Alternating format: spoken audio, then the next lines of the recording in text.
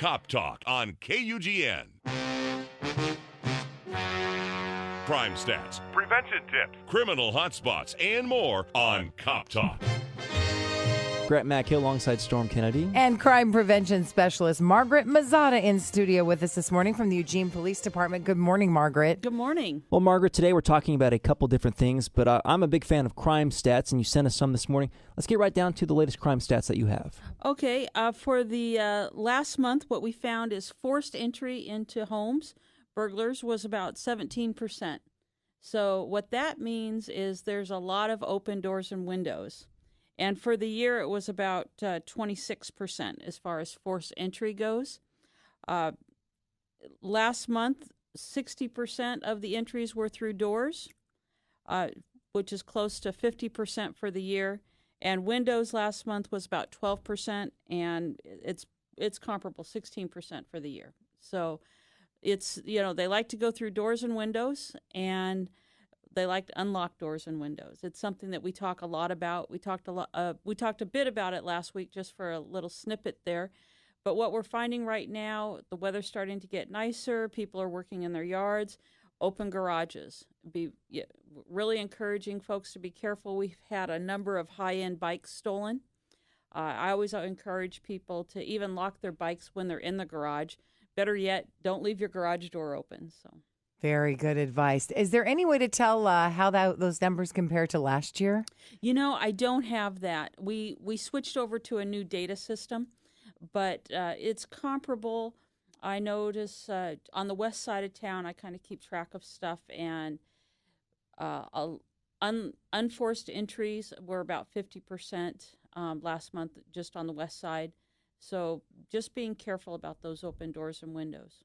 So just to clarify, forced entry was 17.3% last month. The door entry was 61.7%. So 61% of those door entries, the door was just simply unlocked? No, that's 61% of the time they go through the door. Go through, okay. So we really encourage people to look at their doors, make sure they're solid core wood or metal doors. That's where you really want to put your energy in as far as home safety and making sure those doors are safe, using deadbolt locks, that sort of thing. So those are pretty inexpensive cure-alls, right? They really are. And, it's a little upsetting, because of burglary, but if there's a silver lining, that is that we can do something about it. And my concern with this is it's always hard to lose property. Everybody works hard for what they have. But my concern also is if they get in your home, who knows what might happen? We don't know the mental status of the person coming into the home. We don't know if they've got a weapon. So something that you think, oh, okay, they're going to get a piece of property can actually turn into something, much more serious.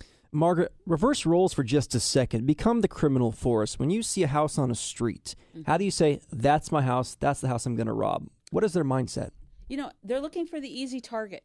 And a matter of fact, I took a homeowner that had been burglarized. She called me for a home safety inspection, which we always encourage people to take advantage of. And I said, if you were on this street, which house would you pick? And she goes, oh, it would be mine. There was a lot of overgrowth as far as vegetation went. There were a lot of hiding spots. I think she had an open garage, so they want the easy target. Yeah, they do break doors and windows, as we see, but most of the time they're just looking for that easy way to get in and get out. Most of the time when somebody burglarizes your home, they're in there for a very short period of time. So, Margaret, what's the number one thing when you do a home inspection that you suggest people change about their security? Well, most of the time it's the simple stuff that doesn't even cost you a lot of money. Lock that car. Even if it's in the garage, keep it locked. We were watching something on the TV about the garage door openers. Make sure that's not easy access. If you carry a purse, like many of us do, bring it into the bedroom at night. So if they do get in, they're not going to get keys and that sort of thing. So just doors and windows, making sure that they're locked. That's the big message today. What is the usual time that these break-ins occur? Is it during the day when people are at work? Is it at night? Do you have the statistics there? I don't have the current statistics for us, but nationwide and in the past we've kind of mirrored that. It's that 10 to 3 people are at work, oftentimes we think of at night. Mm-hmm. And some of those garage doors that have been inadvertently left open, those were nighttime. But most of the time, it's between 10 and 3. And so if you have a neighbor that's a stay-at-home mom or somebody that's retired, I would be in good communication with them. That's why Neighborhood Watch is such a great thing. And I know I have neighbors that stay home during the day. I tell them, hey, I'm going to be gone. Nobody should be there. If you see anything suspicious, call the police. One story I want to share with everybody and share with you, Margaret, I think you know about this story, but a coworker of ours years ago had his garage door opener in his car, went into the gym. They robbed his car while he was in the gym, got his garage door opener, proceeded to his home, right, and broke in. So we suggest you always keep your garage door opener with you. If you have a purse, I know that's more of a challenge for the guys, but put that garage door opener in the purse. Just being extra careful, think how they think. And also, just to let you know, you can take your registration and block out the address on that's legal in Oregon. Block that home, address out. And so that way, if they do get in your car, they don't necessarily know where your house is. That's exactly how they found his home. Yeah. All right. There we go. We've got some homework to do, folks. Margaret, just about out of time, but before we let you go, how can somebody contact you for a home check? You can call me at 541-682-5761. I generally work the west side of town, but I can also get you in contact with the person who does the other side of town.